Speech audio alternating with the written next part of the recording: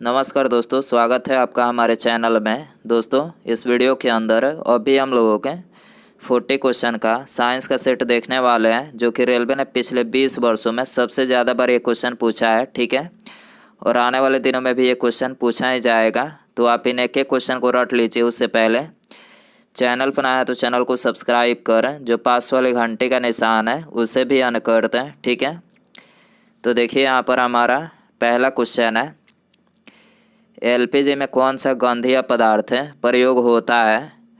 तो देखिए एलपीजी में ये एथिल मार्केप्टेन जो गंधीय पदार्थ है इसका प्रयोग होता है। ठीक है, इसके अलावा एलपीजी की फुल फॉर्म क्या है।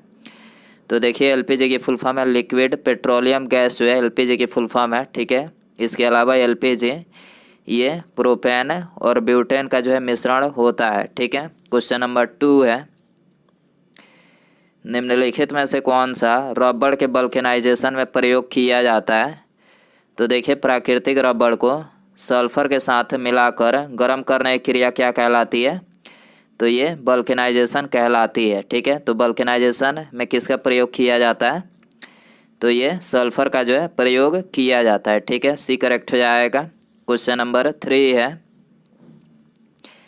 आँख के किस भाग पर वस्तु का प्रतिबिंब बनता है। तो देखिए वस्तु का जो प्रतिबिंब बनता है तो ये दृष्टि पटल, जिसको रेटिना बोला जाता है, इस पर जो है ये वस्तु का प्रतिबिंब बनता है। ठीक है, तो यहाँ पर डी करेक्ट हो जाएगा। क्वेश्चन नंबर 4 है, कास्टिक सोडा का रासायनिक नाम क्या है। तो देखिए कास्टिक सोडा का जो रासायनिक नाम है तो ये है सोडियम हाइड्रोक्साइड। ठीक है, इसके अलावा सोडियम क्लोराइड किसका रासायनिक नाम है। तो ये साधारण नमक का जो है रासायनिक नाम है। ठीक है, और सोडियम कार्बोनेट जो है ये धोवन सोडा का रासायनिक नाम है, और सोडियम नाइट्रेट ये चिली साल्ट पीटर का जो है रासायनिक नाम है। ठीक है, क्वेश्चन नंबर 5 है, फिटकिरी का रासायनिक सूत्र क्या है। तो देखिए फिटकिरी का जो रासायनिक सूत्र है तो ये है K2SO4 Al2 SO4 324H2O जो है ये फिटकिरी का रासायनिक सूत्र है। ठीक है, और इसका प्रयोग जो है ये जल को शुद्ध करने में, चमड़े के उद्योग में और कपड़ों की रंगाई करने में जो इसका प्रयोग किया जाता है। ठीक है, क्वेश्चन नंबर 6 है, डिप्लोपिया नामक बीमारी मानव शरीर के किस अंग से संबंधित है। तो देखिए डिप्लोपिया नामक जो बीमारी है ये मानव शरीर की आँख से संबंधित है। ठीक है, तो यहाँ पर सी करेक्ट हो जाएगा। क्वेश्चन नंबर 7 है, स्याही बनाने में कौन सा अम्ल प्रयोग में लाया जाता है। तो देखिए स्याही बनाने में ये फ्यूमेरिक अम्ल का जो है प्रयोग किया जाता है। ठीक है, तो यहाँ पर डी करेक्ट हो जाएगा। क्वेश्चन नंबर 8 है, निम्नलिखित में से किस विटामिन का अणु सूत्र C6H8O6 है। तो देखिए इसे करेक्ट आंसर ऑप्शन सी हो जाएगा। विटामिन सी का जो अणु सूत्र है वो है C6H8O6। ठीक है, इसके अलावा इसका रासायनिक नाम क्या है। तो देखिए इसका जो रासायनिक नाम है वो है स्कर्बिक एसिड। ठीक है, और इसकी कमी से कौन सा रोग होता है। तो स्कर्बिक रोग जो है इसकी कमी से होता है। ठीक है, इसके अलावा जल में घुलनशील विटामिन कौन सा है। तो देखिए जल में जो घुलनशील विटामिन है वो है विटामिन बी और सी। ठीक है, इसके अलावा वसा में घुलनशील विटामिन कौन सा है। तो वसा में घुलनशील vitamin A, D, E, K, 4 vitamin जो है वसा में घुलनशील विटामिन है। ठीक है, क्वेश्चन नंबर 9 है, सूची फर्स्ट को सूची सेकंड के साथ सुमेलित करें। तो देखिए यहाँ पर जो पहला दिया गया है, कोरंडम का अणु सूत्र क्या है। तो देखिए इसका अणु सूत्र Al2O3 है। ठीक है, कैलोमीन का अणु सूत्र क्या है। तो ZnCO3 जो है इसका अणु सूत्र है। किरार्जीराइट का अणु सूत्र क्या है। तो AgCl जो है इसका अणु सूत्र है। ठीक है, अर्जेंटाइट का अणु सूत्र क्या है। तो Ag2S अर्जेंटाइट का अणु सूत्र है। ठीक है, क्वेश्चन नंबर 10 है, घेंगा यानी गुआइटर रोग किस ग्रंथि के बढ़ने के कारण होता है। तो देखिए गुआइटर जो रोग होता है तो ये ऑटो यानी थायराइड ग्रंथि के बढ़ने के कारण होता है। ठीक है, तो यहाँ पर ए करेक्ट हो जाएगा। इसके अलावा भोजन में आयोडीन की कमी के कारण से जो है ये रोग उत्पन्न होता है। ठीक है, क्वेश्चन नंबर 11 है, सेरेबेलम निम्नलिखित में से किसका एक भाग है। तो देखिए सेरेबेलम जो है ये मस्तिष्क का एक भाग है। ठीक है, तो यहाँ पर सी करेक्ट हो जाएगा। क्वेश्चन नंबर 12 है,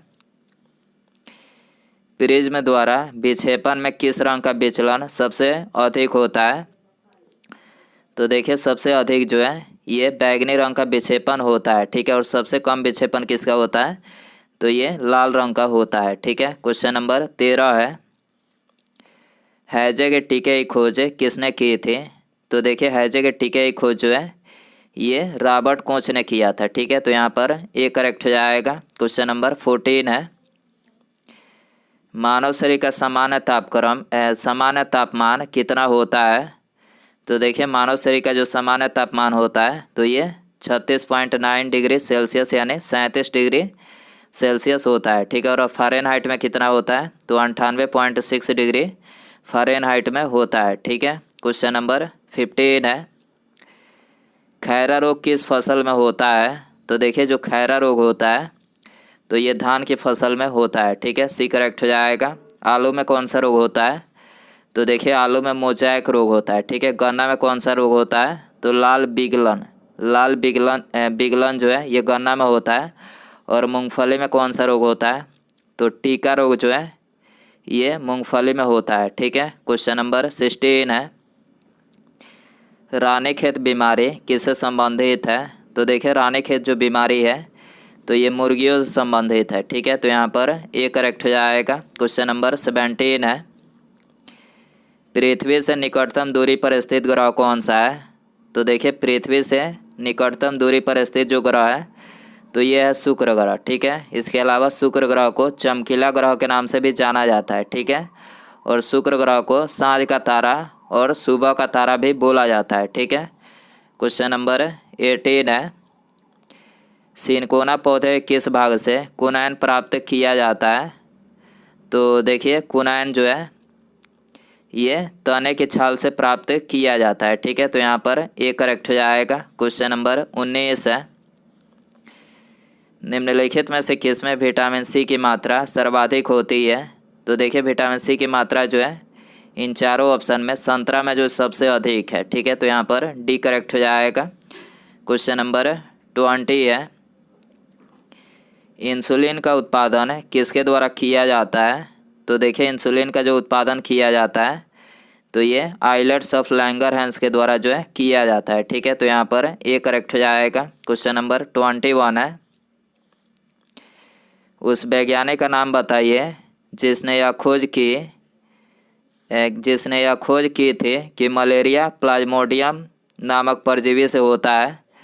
तो देखिए उस वैज्ञानिक का नाम है सर रोनाल्ड रॉस, ठीक है। इन्होंने खोज की थी कि जो मलेरिया होता है तो ये प्लाज्मोडियम नामक परजीवी से होता है, ठीक है। इसके अलावा मलेरिया का संक्रमण जो है ये मादा एनोफ्लिज मच्छर के काटने से होता है, ठीक है। क्वेश्चन नंबर 22 है, ईस्ट और मशरूम निम्नलिखित में से क्या है? तो देखिए ईस्ट और मशरूम जो है ये फफूंदी है, ठीक है। तो यहाँ पर सी करेक्ट हो जाएगा। क्वेश्चन नंबर 23 है, एक बड़ांध पुरुष का विवाह एक सामान्य स्त्री से होता है जिसके माता पिता की दृष्टि भी सामान्य थी, तो उनके बच्चों की निम्नलिखित में से कितने प्रतिशत की बड़ांध होने की संभावना है? तो देखिए ऐसा होता है तो उनके बच्चों की बड़ांध होने की संभावना कितनी है? तो 0% है, ठीक है। तो यहाँ पर डी करेक्ट हो जाएगा। क्वेश्चन नंबर 24 है, पारिस्थितिकी तंत्र की संकल्पना को किसने प्रस्तावित किया था?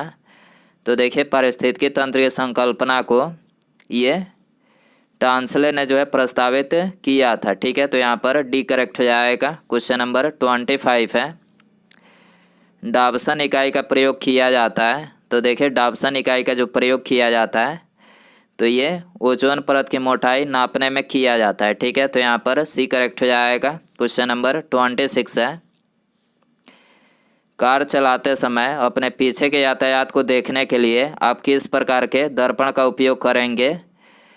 तो देखिए कार चलाते समय पीछे के यातायात देखने के लिए आप किसका प्रयोग करेंगे? तो उत्तल दर्पण का, ठीक है। तो यहाँ पर डी करेक्ट हो जाएगा। क्वेश्चन नंबर 27 है, निम्नलिखित में से कौन सी धातु बिजली की सबसे अधिक सुचालक है? तो देखिए इसका करेक्ट आंसर ऑप्शन बी हो जाएगा, चांदी जो है ये बिजली की सबसे अधिक सुचालक है, ठीक है। बी करेक्ट हो जाएगा। इसके अलावा चांदी जो है प्राकृतिक में मुक्त और संयुक्त दोनों अवस्थाओं में पाई जाती है। ठीक है, क्वेश्चन नंबर 28 है, मनुष्य की आंखें कितने मेगापिक्सल के बराबर होती है? तो देखिए मनुष्य की जो आंखें होती है तो ये 576 मेगापिक्सल के बराबर होती है। ठीक है, तो यहाँ पर ए करेक्ट हो जाएगा। क्वेश्चन नंबर 29 है, गुरुजल क्या है?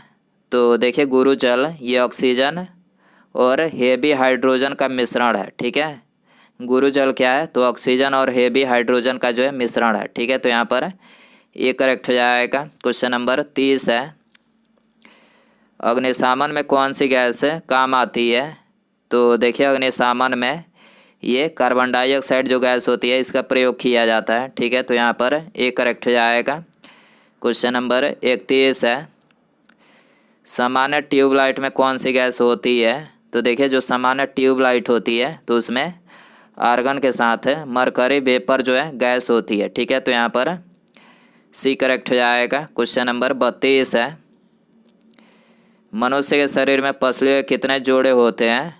तो देखिए मनुष्य के शरीर में पसलियों के 12 जोड़े और इस तरह से 24 होते हैं। ठीक है, जोड़े में 12 जोड़े होते हैं। ठीक है, तो यहाँ पर ये करेक्ट हो जाएगा। क्वेश्चन नंबर 33 है, निम्नलिखित में से कौन सा एक मिश्र धातु नहीं है? तो देखिए इसका करेक्ट आंसर ऑप्शन डी हो जाएगा। तांबा जो है मिश्र धातु नहीं है और बाकी पीतल किसका मिश्र धातु है? तो देखिए पीतल जो है ये कॉपर प्लस जस्ता का मिश्र धातु है। जर्मन सिल्वर जो है ये कॉपर जस्ता और निकल का मिश्र धातु है। ठीक है, तो यहाँ पर डी करेक्ट हो जाएगा। क्वेश्चन नंबर 34 है, भूतुल्यकालिक कक्षा में संचार उपग्रह स्थापित करने की संभावना सबसे पहले किसने व्यक्त किया था? तो देखिए भूतुल्यकालिक कक्षा में संचार उपग्रह स्थापित करने की संभावना जो सबसे पहले ये आर्थर सी क्लार्क ने जो है किया था। ठीक है, तो यहाँ पर सी करेक्ट हो जाएगा। क्वेश्चन नंबर 35 है, क्लोरोफिल प्रकाश के किस घटक को परावर्तित करता है? तो देखिए क्लोरोफिल जो है ये प्रकाश के हरे प्रकाश को जो है परावर्तित करता है। ठीक है, तो यहाँ पर डी करेक्ट हो जाएगा। क्वेश्चन नंबर 36 है, कांच की कौन सी किस्म तापरोधी है? तो देखिए इसका करेक्ट आंसर ऑप्शन सी हो जाएगा। पायरेक्स जो कांच है ये तापरोधी है। ठीक है, क्वेश्चन नंबर 37 है, कृत्रिम उपग्रह के जरिए संचार के लिए किन तरंगों का प्रयोग किया जाता है? तो देखिए कृत्रिम उपग्रह के जरिए संचार के लिए ये सूक्ष्म तरंगों का जो है प्रयोग किया जाता है। ठीक है, तो यहाँ पर ये करेक्ट हो जाएगा। क्वेश्चन नंबर 38 है, कच्ची गाजर किसका एक अच्छा स्रोत है? तो देखिए जो कच्ची गाजर है तो ये विटामिन ए का जो है अच्छा स्रोत है। ठीक है, तो यहाँ पर ये करेक्ट हो जाएगा। इसके अलावा विटामिन सी का स्रोत है नींबू, संतरा, नारंगी, टमाटर जो है ये विटामिन सी का स्रोत है। ठीक है, क्वेश्चन नंबर 39 है, दो वस्तुओं के मध्य कोणीय दूरी मापने के लिए कौन सा यंत्र प्रयुक्त होता है? तो देखिए दो वस्तुओं के मध्य कोणीय दूरी मापने के लिए ये सेक्सेंट जो है यंत्र प्रयुक्त होता है। ठीक है, तो यहाँ पर ये करेक्ट हो जाएगा। उसके बाद यहाँ पर हमारा अगला क्वेश्चन है, प्लास्टर ऑफ पेरिस किसे प्राप्त किया जाता है? तो देखिए यहाँ पर आपको 4 ऑप्शन दिया है क्या है। तो दोस्तों आप इसका आंसर जो है कमेंट बॉक्स में ज़रूर बताएं। वीडियो पसंद आए तो वीडियो को लाइक ज़रूर करें, चैनल पर नया है तो चैनल को सब्सक्राइब और पास में जो घंटी का निशान है इसे भी ऑन कर दें। ठीक है, मिलते हैं अगले वीडियो में। Thanks for watching.